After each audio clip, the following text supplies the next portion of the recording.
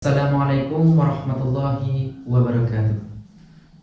Alhamdulillah, puji syukur kita kehadirat Allah Subhanahu wa taala yang mana oleh Allah telah memberikan kepada kita dengan berjuta nikmat sehingga kita dapat berkumpul di tempat yang sangat berbahagia ini.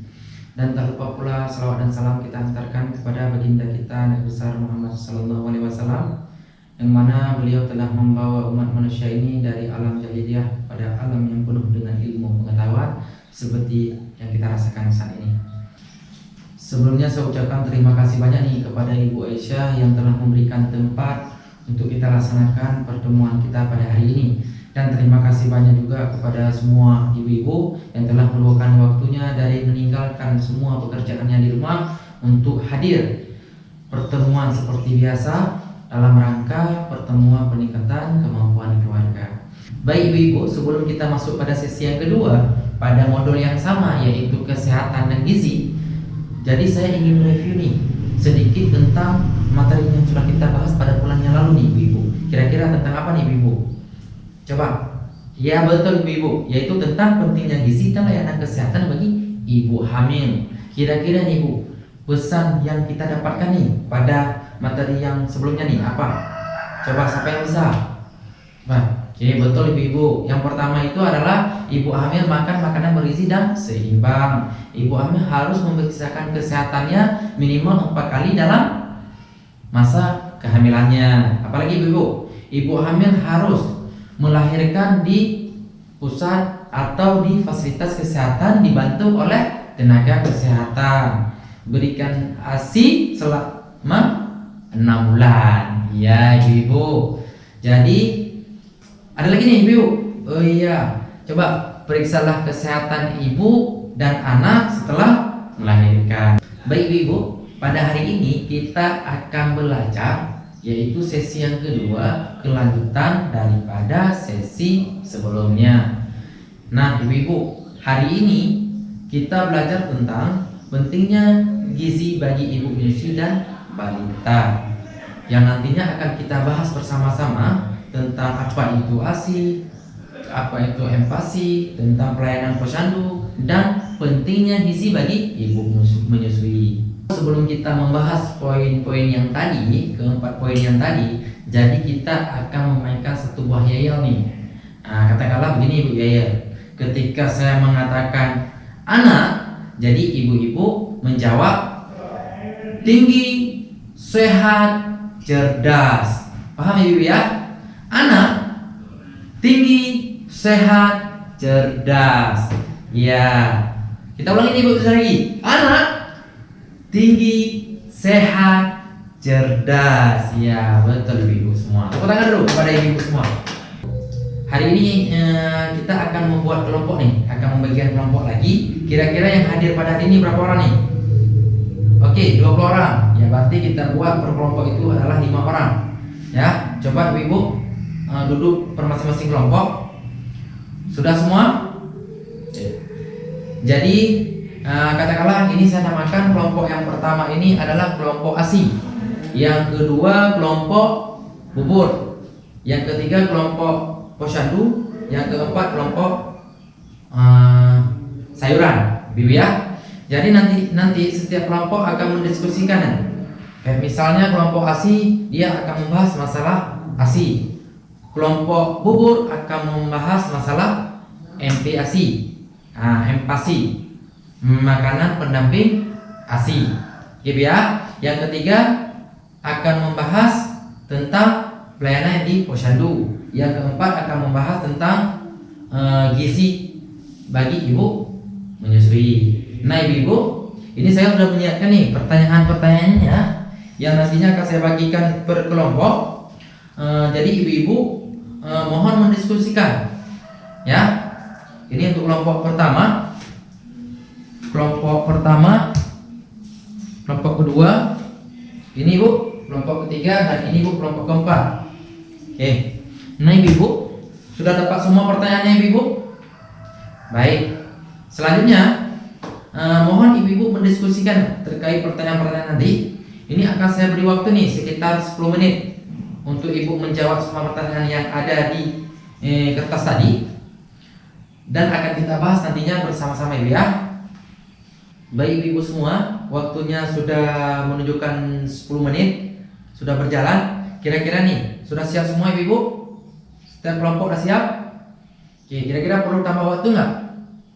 Oke, tidak. Jadi untuk yang pertama, kita minta perwakilan daripada kelompok ASI nih ibu, untuk menjelaskan hasil diskusi mereka terkait pertanyaan-pertanyaan yang sudah saya bagikan tadi. Oke, silakan perwakilan kelompok 1 nih. Terima kasih banyak nih kepada kelompok 1. Kita tepuk tangan. Nah, dari tadi dijelaskan yang bahwa yang pertama, baik ibu, yang pertama ASI hanya diberikan kepada anak usia 0 sampai 6 bulan dan akan diteruskan ketika anak berusia 6 sampai 2 tahun, didukung dengan MPASI. Oke, yang kedua, anak menangis tidak berarti anak itu haus, ibu-ibu. Nah, bisa jadi karena anak itu tidak nyaman, bisa jadi karena popoknya basah dan lain-lain. Oleh karena itu, kita semua harus tahu kenapa anak itu nangis. Yang ketiga, berikan ASI semau bayi. Semakin banyak ASI yang keluar daripada ibu, maka ibu harus semakin banyak diberikan makanan yang sehat gitu. Contoh, misalnya dalam satu hari ibu makan 3 kali dan porsinya setengah piring, jadi ibu sekarang makan dalam satu hari tetap 3 kali, tapi porsinya ditingkatkan, jangan setengah piring lagi, berarti harus jadi 1 piring ibu ya. Luar biasa kepada kelompok 1 yang sudah menjelaskan dengan sangat baik nih. Kita kasih apa nih kepada kelompok 1 nih? Coba dari kita minta kesediaan kelompok 2 nih untuk tepuk mantulnya kepada kelompok 1. Semua ya. Tepuk mantul. Mantul, mantul. Mantul, mantul. Mantul. Iya ibu-ibu, mantap sekali. Jadi ibu-ibu, sekarang kita akan menyaksikan sebuah video yang membahas tentang ASI nih ibu-ibu ya. Selamat menyaksikan.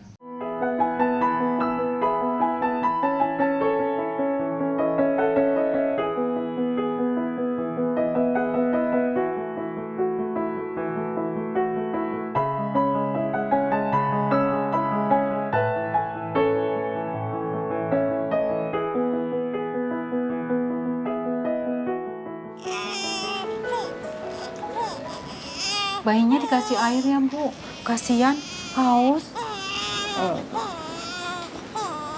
Bayi menangis tidak selalu berarti haus atau lapar Bu. Bisa juga karena popoknya basah, bayi merasa ngantuk atau tidak nyaman. Coba sini saya gendong. Wih, pinter. Nah, ayo nggak boleh rewel ya. Ibu, Bapak, bayinya diberi ASI saja ya, mulai sekarang sampai 6 bulan ke depan. Ingat, bayi baru lahir, itu lambungnya masih sangat kecil, Bu. Bayi 1 sampai 2 hari, itu masih sebesar kelereng. Setelah 3 hari, ukurannya membesar menjadi sebesar bola bekel. Kemudian mencapai 10 hari, lambungnya bertambah membesar hingga sebesar bola pingpong. Oh, kecil sekali ya. Jadi, kalau kayak gitu, ASI aja udah cukup. Bayi memang tidak bisa minum banyak, tapi pasti sering minta minum. Semakin sering ASI diberikan, semakin banyak ASI keluar. ASI makanan yang terbaik buat bayi loh, Bu. Oh, gitu. ASI juga bisa disimpan di kulkas loh, biar bisa lebih lama. Nenek, Bapak, juga harus memberikan makanan yang bergizi buat ibunya, agar ASInya bagus. Siap, Bu. 1. Air susu ibu saja sampai bayi usia 6 bulan. 2. Terus berikan ASI sampai bayi berusia 2 tahun atau lebih. 3. Susui bayi sesering mungkin semau bayi. Jika bayi tidur lebih dari 3 jam, bangunkan lalu susui. 4. Perah ASI dan simpan sebelum ibu meninggalkan rumah, sehingga pengasuh bisa memberikannya kepada bayi pada saat ibu tidak berada di rumah. 5. MPASI diberikan secara bertahap pada bayi mulai 6 bulan. 6. Kapsul vitamin A diberikan 2 kali setahun, warna biru untuk bayi usia 6-11 bulan, merah untuk balita.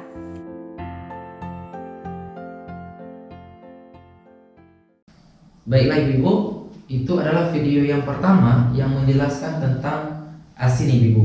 Kira-kira nih Ibu, kan sudah menonton semua nih filmnya tadi. Nah, jadi kira-kira kenapa kita harus memberikan ASI saja nih Ibu? Oke Bu, silakan Bu. Ya, oke betul. Sama seperti yang sudah disampaikan oleh perwakilan kelompok 1 tadi. Ya. Yang kedua nih Bu, kenapa anak harus diberikan ASI saja nih selama 6 bulan nih Ibu? Ya, siapa? Ya, coba Bu, silakan Bu. Oke. Karena pencernaan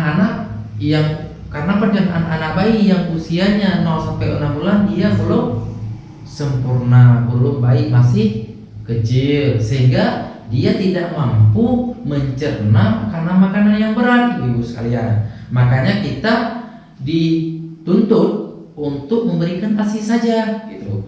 Jadi setelah anak berusia 6 bulan ke atas itu baru kita memberikan tambahan pendamping ASI gitu Ibu ya.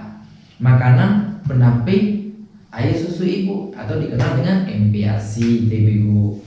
Jadi yang ketiga, kenapa boleh diberikan tambahan MPASI? Kapan kira-kira nih kita boleh memberikan MPASI? Nah, seperti yang kita jawab barusan Ibu, anak yang telah berusia 6 sampai 2 tahun. Kira-kira nih berapa bulan anak harus dikasih atau si bayi harus dikasih ASI saja nih Ibu? Iya betul, sampai umur anak 2 tahun. Nah, dan satu lagi nih Ibu, setelah menonton video tadi nih, kira-kira nih Ibu, apabila menghadapi masalah atau hambatan dalam hal menyusui anak atau pemberian ASI, kira-kira kalau terjadi di rumah tangga Ibu, sudah bisa Ibu atasi nggak? Iya, mantap Ibu. Berarti Ibu, kalau sudah bisa diatasi, berarti kita sudah paham masalah bagaimana pemberian ASI. Ya Bu ya, berarti kita sudah tahu satu sesi tentang gizi bagi ibu menyusui dan balita. Yang pertama itu tentang ASI. Nanti akan kita lanjutkan tentang MPASI. Oke Bu ya. Sebelum kita akhiri pertemuan kita hari ini, saya ingin menjelaskan sedikit nih tentang kesimpulan materi yang kita baca pada hari ini. Yang pertama, bayi 0 sampai 6 bulan hanya ASI saja yang diberikan Ibu. Tidak boleh kita memberikan MPASI, yaitu makanan pendamping air susu ibu. Yang kedua, teruslah berikan ASI sampai bayi umur 2 tahun. Jadi ibu harus memberikan ASI dari 0 sampai 6 bulan, dilanjutkan dengan 6 bulan sampai 2 tahun itu diberikan ASI dan ditambah dengan MPASI. Ibu ya, MPASI itu makanan pendamping air susu ibu. Oke Ibu. Yang ketiga, susui bayi sesering mungkin semau bayi. Semakin banyak ibu menyusui bayi, maka semakin bagus tumbuh kembang anak ibu. Berarti anak ibu akan menjadi tinggi, cerdas dan sehat. Yang keempat, peras ASI agar bisa disimpan dan diberikan kepada bayi jika ibu pergi. Nah ibu, apabila ibu-ibu ingin bepergian, ingin keluar rumah, meninggalkan anaknya atau meninggalkan si bayinya pada neneknya misalnya, maka ibu bisa memeras ASI. Memeras ASI bisa ibu simpan di dalam kulkas, itu lebih aman, lebih tahan lama dia. Kalau ibu menyimpan bukan dalam kulkas, maka dia tidak akan tahan lama ibu ya. Jadi bisa ibu peras. Tata cara bagaimana memperas, bagaimana cara menyusui bayi, dan bagaimana ibu menyimpan air ASI itu bisa ibu lihat pada buku pintar yang ada sama ibu-ibu semua tuh. Halaman 18 dan 19 Ibu. Mungkin itu yang dapat kita simpulkan pada hari ini. Selanjutnya nanti akan dibahas oleh perwakilan kelompok 2 yang akan membahas masalah empati atau kelompok bubur Ibu ya. Ini kelompok bubur, kelompok posyandu sama kelompok sayuran. Itu siap-siap untuk kita lanjutkan. Baik Bu, ini saya dapat saya sampaikan. Lebih dan kurang saya mohon maaf. Wabillahi taufiq wal hidayah. Assalamualaikum warahmatullahi wabarakatuh.